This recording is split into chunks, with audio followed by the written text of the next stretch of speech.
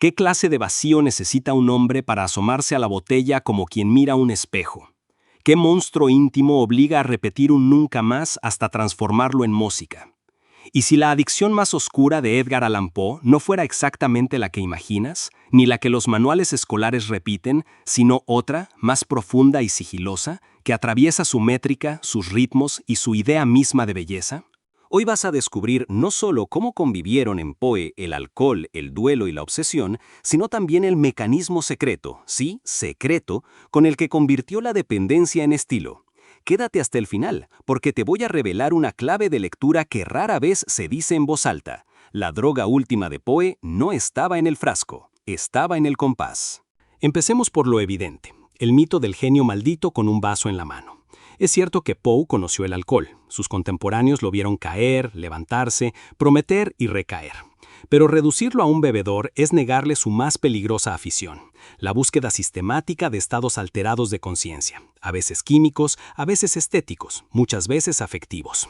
Y aquí colocamos la primera pieza. Para Poe, el vértigo no era un accidente, era un método.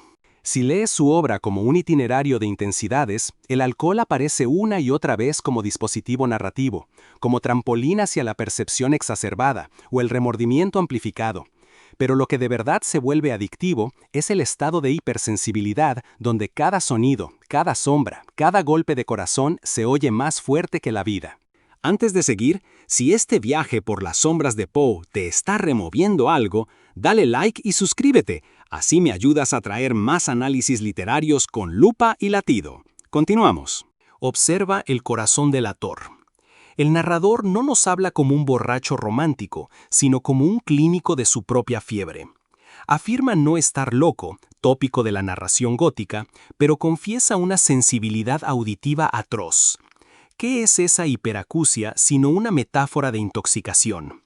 No importa si el químico fue el alcohol o la culpa, el relato reproduce un síndrome de dependencia al estímulo interior. El sonido del corazón se convierte en necesidad y en tortura, en la dosis que crece hasta reventar el relato. La genialidad aquí no es mostrar a un adicto, es convertir al lector en cómplice de la necesidad. Notas cómo la prosa acelera, cómo la puntuación se fragmenta, cómo el ritmo se ajusta a la taquicardia. Poe no describe la adicción, la hace audible. En El gato negro, la bebida sí es literal y frontal. El narrador declara que bajo la influencia del alcohol se despiertan en él impulsos que lo degradan.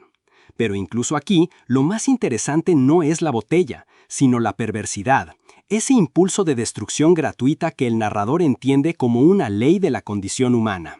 El alcohol desinhibe y activa una compulsión más honda, la de empujar el propio destino hacia el abismo, como quien necesita confirmar una y otra vez que la caída es real.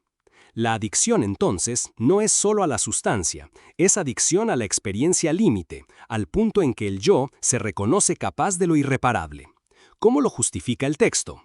A través del crescendo de violencia, los animales, la marca en el pecho del gato, la pared y una voz que se vuelve cada vez más confiada mientras se precipita.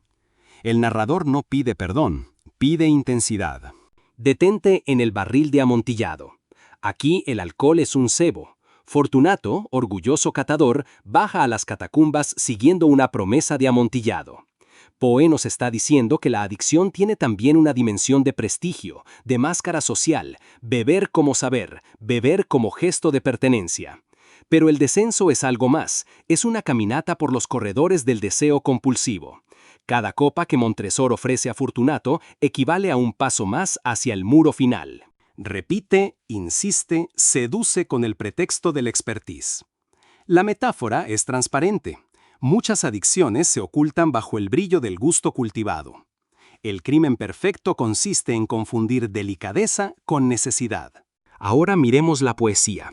En El Cuervo, el estribillo nunca más funciona como la gota que martillea, como la repetición de una dosis. Poe confesó en ensayos teóricos que persiguió un efecto unitario y calculado, producir belleza melancólica. Pero observa lo que hace con el ritmo troqueo tras troqueo. Crea una cadencia que el narrador no puede abandonar, una métrica que se vuelve jaula. El pájaro, posado, contesta siempre igual. El hombre, obsesivo, formula preguntas cada vez más extremas solo para volver a escuchar la misma respuesta. ¿Eso no te suena a craving? El nunca más no es una negativa, es la droga que exige otra pregunta, otra escena, otra vuelta del espiral. Cuando el poema cierra y el cuervo proyecta su sombra, el lector ha aprendido una lección sobre la dependencia al dolor. Se puede estar enganchado a la imposibilidad de olvidar. Ulalume lleva la idea al paroxismo. La voz poética camina por un paisaje lunar y se encuentra, sin querer o queriendo, ante la tumba de un amor.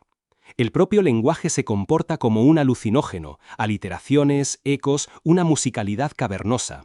No es casual que la geografía del poema parezca una topografía mental, un bosque de nombres, una laguna de voces.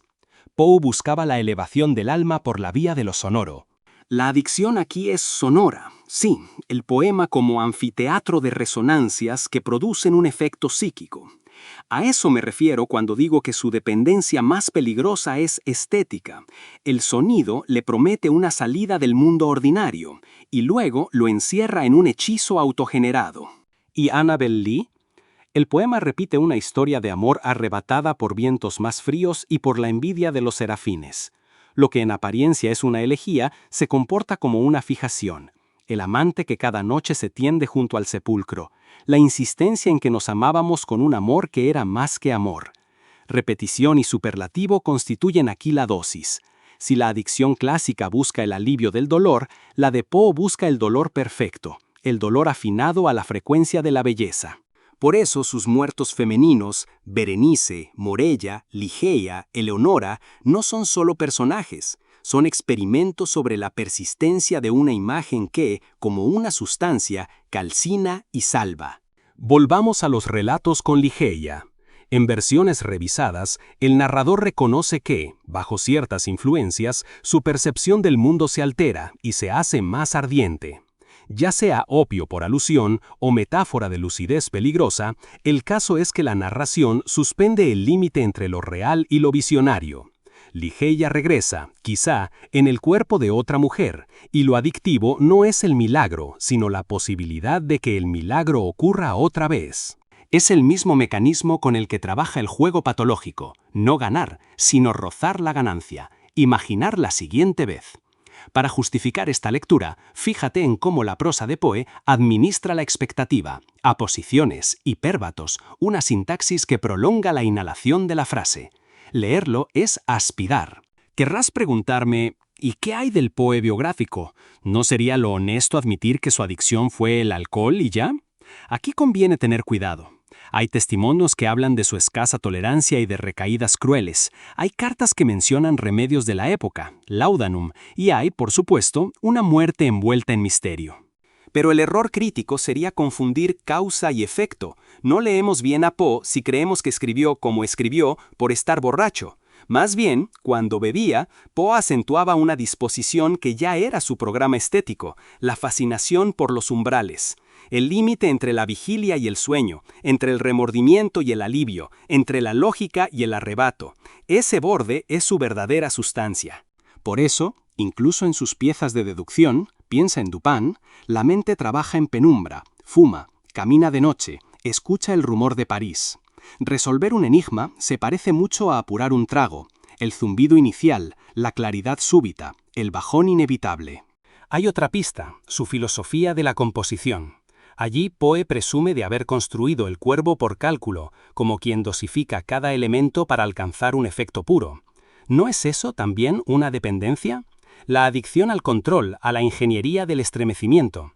Si el alcohol le ofrecía la descarga, la poética le ofrecía la promesa contraria, gobernar la descarga, domesticar el vértigo. Entre ambas fuerzas, descontrol y fórmula, se tensa su obra. De hecho, muchos de sus narradores son artesanos de su propia caída, planifican un asesinato con una paciencia casi musical. El barril, el corazón delator, y sin embargo dejan un cabo suelto que los delata. La paradoja es deliciosa. Quienes creen dominar su dosis terminan expuestos por el exceso mismo de método. Un ejemplo minucioso, el timbre onomatopéyico en las campanas. Poe orquesta las palabras para que suenen, para que vibren como metal. Empieza con campanas de plata y termina con campanas de hierro, de la ligereza a la amenaza. La progresión reproduce, otra vez, un ciclo de consumo, inicio brillante, clímax, decadencia. Justifico esta interpretación en los procedimientos visibles, la repetición de sílabas, la abundancia de aliteraciones, la sustitución de sentido por efecto acústico. Es casi drogógeno, no necesitas entender para sentir. Poe sabe que esa vía directa, del oído al sistema nervioso, es irresistiblemente adictiva. La crítica a menudo subraya el tema de la mujer muerta en Poe. Es cierto y relevante, pero conviene enunciarlo con precisión. No es necrofilia lo que se activa, sino la compulsión a fijar una imagen ideal, a volverla inmarcesible. Cuando en Annabel Lee el amante se acuesta junto al sepulcro, no se detiene tanto en el cuerpo como en el nombre. Los nombres en Poe funcionan como mantras. Repetir Annabel Lee, Ulalume, Lenore es administrarse una dosis de encanto y de pérdida. Por eso afirmo que su adicción más oscura no es a la materia, sino al significante, al signo que hace latir un recuerdo más que vivo, más que humano. Esto no es un simple juego retórico, se verifica en su práctica versificatoria, donde el final de verso carga con la sílaba tónica que hiere y consuela, como si el verso mismo fuera un sorbo. ¿Dónde aparece el alcohol entonces en esta cartografía? Como intensificador, como imán que aglutina y precipita lo que ya estaba. En El gato negro, los cambios de temperamento del narrador no excusan sus crímenes, pero ofrecen una hipótesis. La sustancia abre una puerta y él decide cruzarla. La voluntad, o su fracaso, es el teatro en el que Poe nos encierra. Y cuando el vino hace de llave en el barril, lo hace con una ironía siniestra. El supuesto gusto civilizado guía a un hombre a su emparedamiento. Poe diagnostica una cultura que convierte el consumo en etiqueta, y la etiqueta en verdugo. Verás que no es una moralina, no hay sermón, hay diseño. El que cae, cae por su propio juego. Demos un giro y miremos Eureka, ese texto medio olvidado, medio monstruoso, donde Poe imagina un universo que nace de una unidad y regresa a ella en un Big Crunch avant la lettre. ¿Qué adicción se vislumbra ahí? La adicción a la nada, al descanso final donde todas las diferencias se apagan. Si sus poemas buscan una belleza melancólica, su cosmología busca una paz extática, el retorno a la unidad. Entre la botella que promete olvido y la filosofía que promete disolución hay un puente, el deseo de apagar el ruido.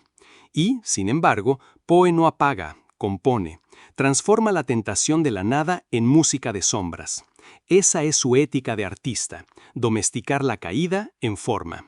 Tal vez te preguntes si todo esto no es exagerar. ¿No estaremos leyendo adicciones metafóricas donde solo hay trucos góticos? Para disipar la sospecha, recurramos a la experiencia de lectura. Toma cualquier párrafo de Poe y lee en voz alta. Sentirás que la frase tira de ti como quien te ofrece un trago. Las subordinadas, los incisos, la minuciosidad adjetival, el calor casi táctil de los sustantivos, todo está dispuesto para que no quieras soltar. Esa es la razón por la que los narradores suenan tan persuasivos incluso cuando deliran, porque su sintaxis es un señuelo perfecto. Este fenómeno, la sintaxis adictiva, se verifica en La caída de la casa Usher, donde el ambiente se te pega a la lengua, donde la melancolía insana se describe con una precisión que solo puede provenir de alguien habituado a entrar y salir de ese estado. Poe no romantiza la dependencia, la estetiza para analizarla, y al hacerlo la vuelve contagiosa. He ahí el peligro y la maravilla.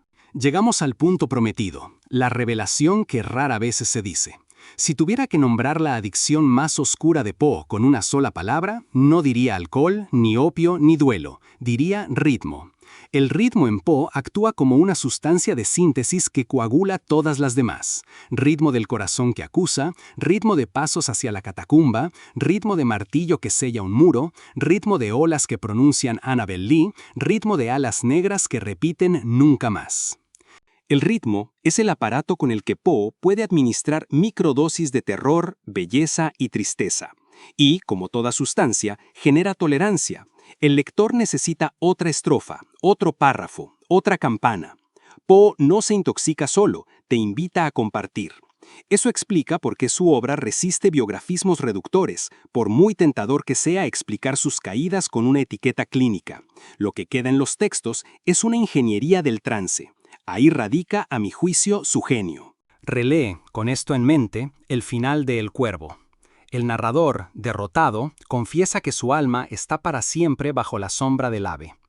¿No es exactamente la imagen de un adicto que ya no busca cura sino ritual? La sombra no es castigo, es hábitat.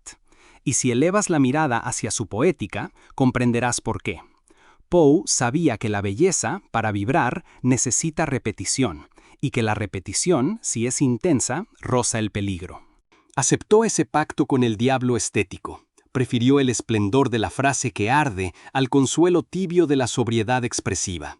Su ética fue la de un geómetra del estremecimiento, medir el abismo para habitarlo. Y ahora, una última implicación.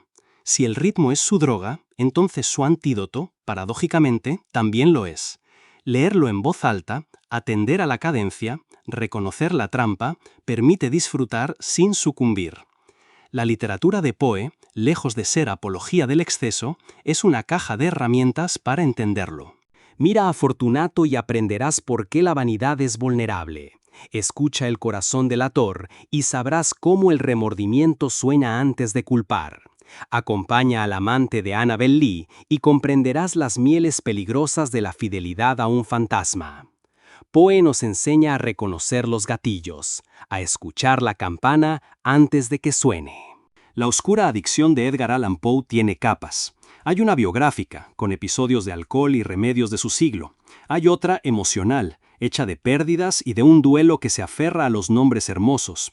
Y hay una última, la más profunda, la estética, la adicción al ritmo como medio de producir el efecto puro. Esta última es la que lo sostuvo cuando todo lo demás caía, y también la que nos ata a su obra hoy. No necesitas una gota de licor para sentirla. Lee Nunca más una vez, y luego otra, y notarás el vértigo. Ahí, exactamente ahí, opera la droga de Poe. Y esa droga, contrario a todas las demás, cuando se administra con conciencia, no te destruye, te revela. Te enseña que, en el arte, la dependencia más peligrosa puede ser también la más luminosa, si sabemos escuchar el compás que late debajo de la sombra.